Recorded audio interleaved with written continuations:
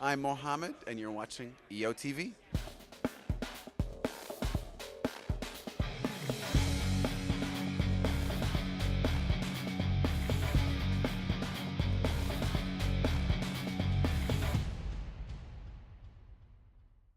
Hello and welcome to EOtv. I'm Randall Mauricio. And I'm Terry Apostle, and this is your first full EOtv webcast of 2010, and we know this is going to be a good year for you. Oh, I know it will be too. If one of your New Year's resolutions is to save a little money and time at work, outsourcing your payroll may be that one option for you. We'll tell you a bit more about that later on.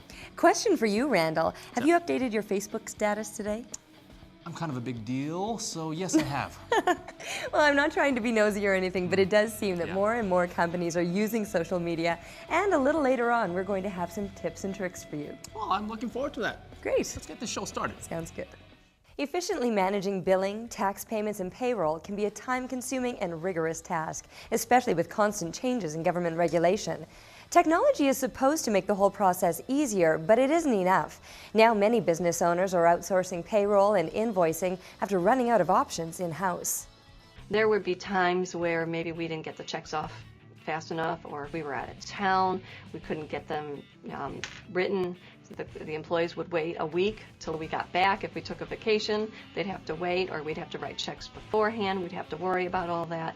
If you decide a payroll service could be a benefit to your business, make sure you ask the right questions. There are many different types of payroll services, ranging from small firms to very large companies, and there are a number of factors to consider. The bigger ones, examples are like ADP and Paychex, have thousands of accounts. They're very good and in what they do, and they also offer some services that the small services can't offer. Payroll is not the only financial service that can be outsourced to save time and money. EO Detroit member Alan Wolff is the owner of PaySimple, an electronic payment company specializing in accounts receivable payments. The old days of printing and mailing invoicing, awaiting your client to send in payment, remit payment to you, and processing that paper invoice are over. The days of click-to-pay invoicing, recurring billing, online payment forms really add efficiencies for small businesses. If you're thinking about making changes to your current payment model, Wolff's company offers internet-based financial solutions to businesses. Today, he outlines the benefits of outsourcing payroll and invoicing. From my experience in interaction with our clients is I'm constantly hearing about how electronic payments not only unencumbered the entrepreneur to really focus on growing their business, but really sparked interest and sparked movement in creating new business lines. Adopting a payment service provider enables you to get a full suite of services under one umbrella.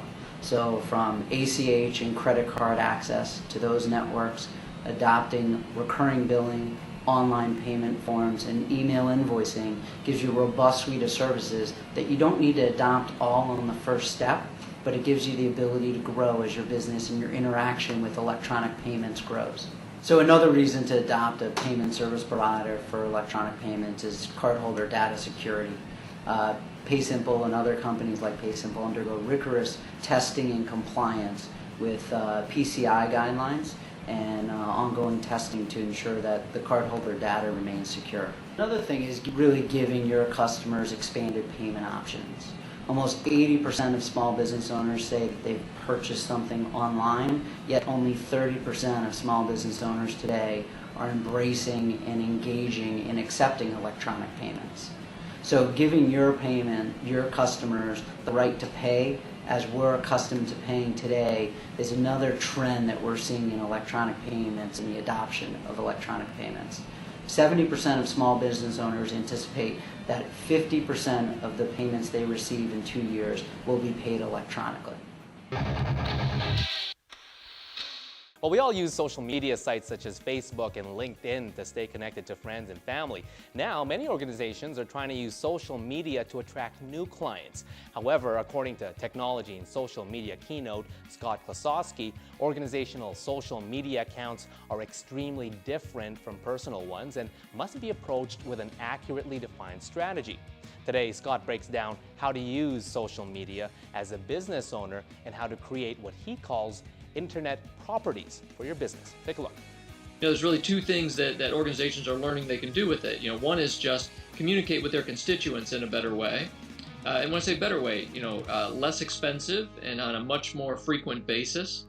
And then the other thing that they're learning is that social tech has a lot to do with your online reputation, and that's becoming a huge area now, is just creating a body of work or a body of information about you, both what you say about you and what other people say about you. And that's becoming critical now, the whole online reputation management world. So we're just seeing it blossom quite a bit past just how do I stay connected with somebody from a business standpoint. It's not just an electronic Rolodex anymore. It's now being integrated into businesses in a lot of areas. So customer service, sales, marketing, corporate communications, all those areas now. For the last 10 years, it's really been about process-oriented sales. There's step 1, 2, 3, 4, 5, 6, 7 to drive people down the funnel, right? What's happening now with social tech is we're losing control of the ability to be able to drive people down a sales process. And so I really believe the next version of sales is going to be what I call socially directed buying.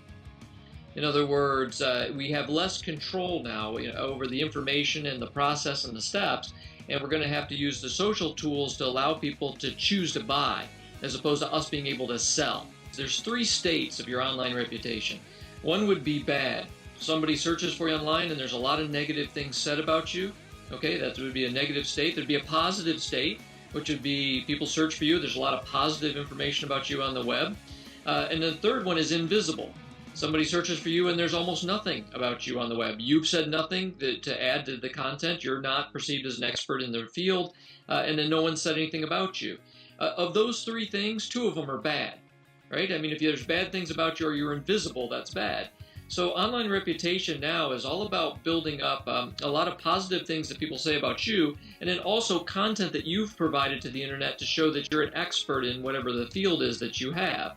Before you do business with anyone, you're going to go search on that person and you're going to search on their company to see what that online reputation looks like. So it's going to become critical for both individuals, especially executives, and then also organizations. Certainly keeping a website updated is important, just so you're high in the natural search rankings, right? But I think more importantly is creating a powerful and valuable Twitter stream, creating powerful blogs. I mean, creating other content that creates a body of work that shows that you're an industry expert. You've got to create a body of work so that when somebody searches to see about you, they don't just get your website.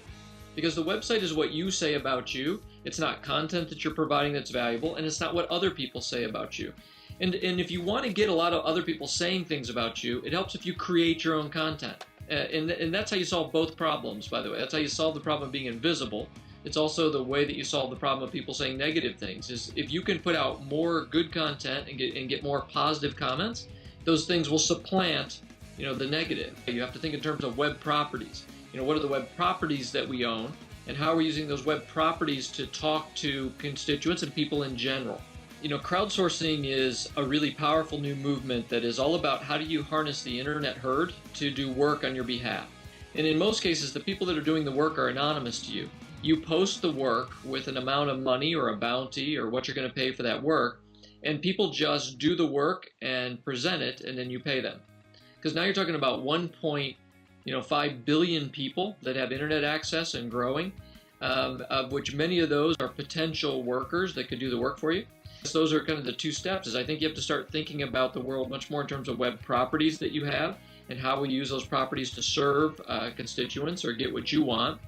And then you have to have a much more expanded view of what those web properties are and how to organize them together. All right, thanks for that, Scott, because I was starting to think that Facebook was just for Farmville.